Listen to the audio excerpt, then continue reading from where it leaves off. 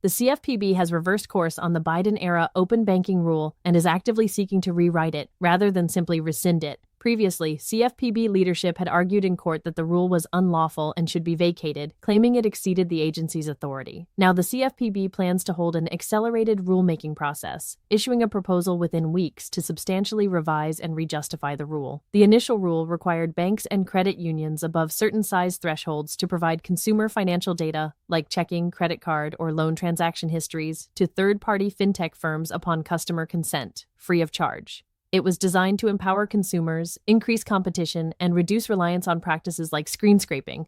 Why CFPB is reversing and rethinking the approach. CFPB now argues that the original rule exceeded the scope of Section 1033 of the Dodd-Frank Act.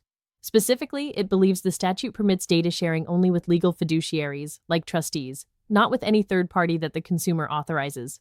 The revised stance emphasizes that mandating broad third-party access creates unnecessary privacy and cybersecurity risks, limiting banks' ability to deny questionable access. The original rule forbade banks from charging for open banking interfaces. The CFPB now argues this restriction unfairly burdens banks and benefits third-party data aggregators. What this means for consumers: access to free, seamless financial data sharing could disappear if the revised rule allows banks to charge fees or restrict access.